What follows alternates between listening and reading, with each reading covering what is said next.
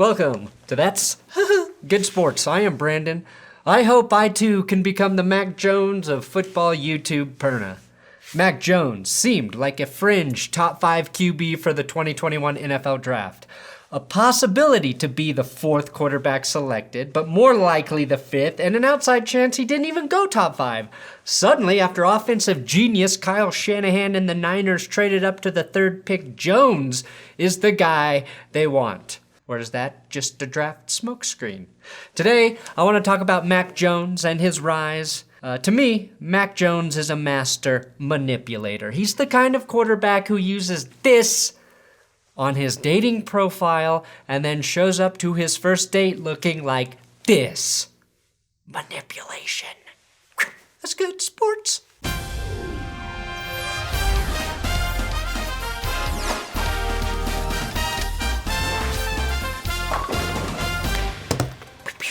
If you want NFL news and updates presented to you by this fucking idiot, subscribe to this YouTube channel. Also, you can support me by buying my coffee, Benchwarmer Brew, benchwarmerbrew.com.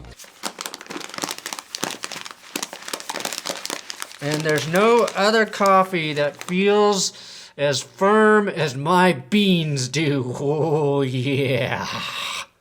Also, Wednesday night, we're doing our Patreon Zoom meeting. I scheduled that. That is on Patreon, patreon.com/thatsgoodsports. And I have new big dick shout outs for new dad, Steve Mullenix, Blue Ridge Mountain Plumbing now at $227. That's the best damn plumbing in Central Virginia. If you're in Virginia and you need a plumber, call Blue Ridge. And a special shout out to Everett. Keep your head up, my friend.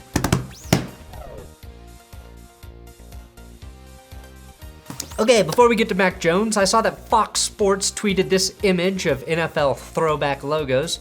I love looking at the old logos, but after we've seen a new design long enough, I think we look too fondly on old designs and logos, even if they are indeed shittier than the current ones. However, I think the team that could benefit the most by reverting to its original logo is the Browns.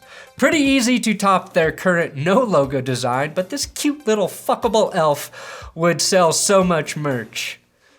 Wait, what did I say about elves? I also like the Broncos, the Patriots, the Eagles, the Saints, and even the Giants' old school logos. My question is, which team, which NFL logo do you want back? If the NFL would allow the Buccaneers logo to have the cigarette in his mouth, I would even tolerate another Tom Brady Super Bowl just to see that happen.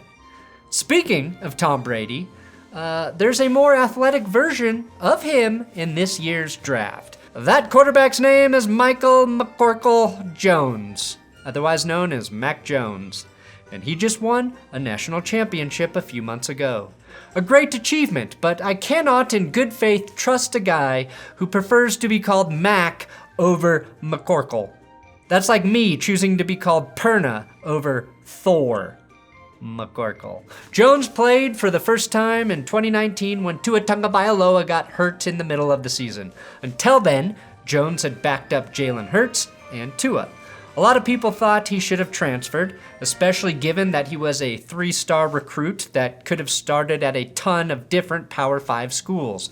But he waited 2.5 seasons to get his chance and made the most out of it, throwing 41 tutties as a redshirt junior, finishing top 3 in the Heisman race, and beating fellow 2021 draft classmate Justin Fields in the national championship game. Although in terms of pro days, Justin Fields just kicked Mac Jones's ass. But then again, if you're drafting a guy based on a pro day, you're a fucking idiot. Anyway, in terms of being compared to players like Fields or Trey Lance or Zach Wilson, the only real similarity is that Mac Jones does in fact play the same position as those guys. He doesn't have great arm strength, he's got zero athletic ability, and he has the body of a guy who's been drinking only beer since he stopped breastfeeding. And I'd argue he was getting beer through the teat as well. But he's extremely accurate, makes great decisions, and his teammates like him. And that's why he's being mentioned as the potential option for the 49ers at spot number 3. Now, Mac Jones' draft stock is rising like Barry McCockener's acid-washed jeans every time Tom Brady throws an interception in a playoff game. When the 49ers traded up to the 3rd slot in the draft, the initial assumption was they were targeting Justin Fields, maybe Trey Lance. At least that was my general assumption.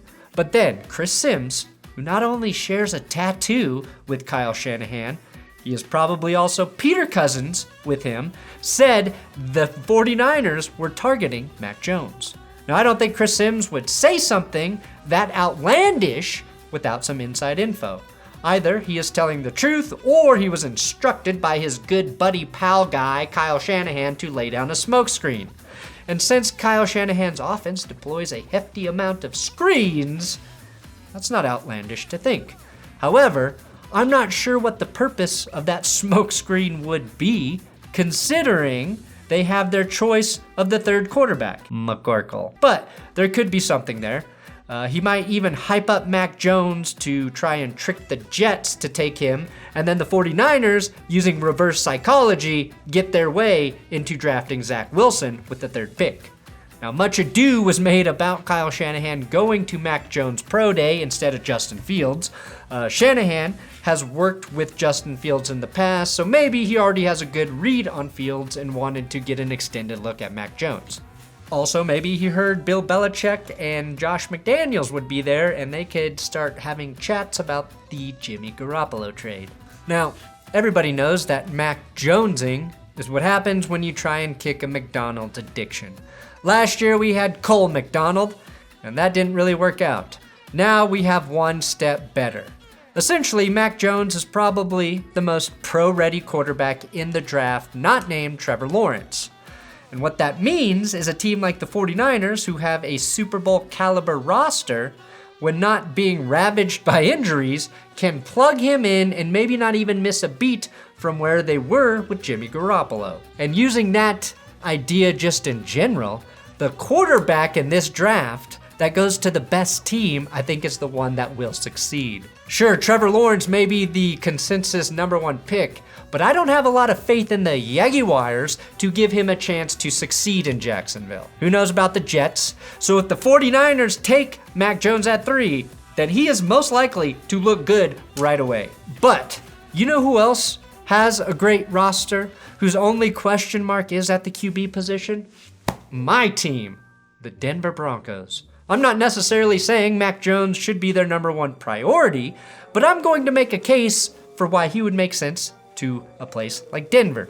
Now, here's why I would like him in the orange and blue, and ultimately why I believe his stock rose. Number 1, he didn't turn the ball over a lot in college. Just 7 interceptions in his last 2 seasons playing against SEC talent. With the Broncos defense this year, all you really want to do is put them on long fields and give them time to rest. And the Broncos line, while not perfect, is the best in the AFC West right now. And I bring that up because all Alabama quarterbacks have the luxury of a 9-second window to sit in the pocket and decide where to throw. McCorkle. Number 2, he's more of a point guard quarterback than a true playmaker. With guys like Cortland Sutton, Jerry Jeudy, KJ Hamler, Noah Fant, and Timmy Patrick, you really just need a guy who can get them the ball. Not necessarily the guy who's making the most impressive throws, but someone who can consistently get the ball into their hands. That is another reason why we are calling Mac Jones the Tom Brady of this NFL draft. McCorkle. Number 3. Mac Jones' freshman year roommate at Alabama was Jerry Jeudy. If you don't think that matters, think again. I can't imagine 2 guys that seem more different, and yet they coexisted in a shitty dorm room for an entire year. That's true leadership in my eyes. One guy that could juke an NFL cornerback out of his shoes, and another guy that looks like this, running a 40-yard dash. The Mac runs. Again, what you get when you're Mac Jonesing. Here's another Broncos connection that's just too uncanny. Where did Mac Jones go to high school? A private prep school in Jacksonville called the Bowles School. He'll be very comfortable behind our left tackle here in Denver, Garrett Bowles. The Bowl School has produced Hall of Fame Major League Baseball player Chipper Jones, NFL players like Hayden Hurst, Des White, and kicker David Treadwell. David Treadwell kicked for the Broncos in the early 90s and hit the game-winning field goal to beat the Houston Oilers in the 1991 AFC Divisional Round game. The guy who got the Broncos in position to kick the game winner, obviously Johnny John John! Find me another quarterback in this draft with just 2 degrees of Kevin Bacon from Elway before graduating high school.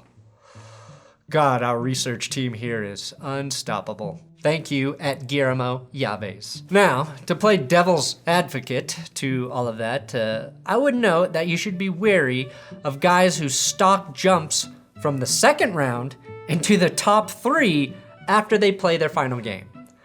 He also doesn't have as high of a ceiling as other quarterbacks in the draft because of his limited tools physically. Something I can relate to. Mac Jones is essentially the opposite of those building the perfect QB charts you've seen. He's got the body of 39-year-old Peyton Manning, the speedy legs of Tom Brady, the arm of 2020 Drew Brees, and unlike Joe Burrow, who drove up cigar sales by 200%, Mac Jones' likeness will be used for anti-smoking ads across the nation. And finally, he's playing with some of the best receivers in all of college football. 2 first-round picks and guys like Jalen Waddle and Devontae Smith. And he was handing the ball off to Najee Harris in front of a stacked offensive line. And even though he maximized their talent, his job was not particularly difficult. The weird thing about the 49ers trade up is they keep saying they intend to keep Jimmy Garoppolo on the roster unless they are blown away by a trade offer, which, at this point, as this picture would suggest, may have to come from a preppy-looking Bill Belichick and the Patriots, because I'm not sure which teams have Jimmy G on their list of guys as, let's give up a bunch of draft picks to get him on our team category.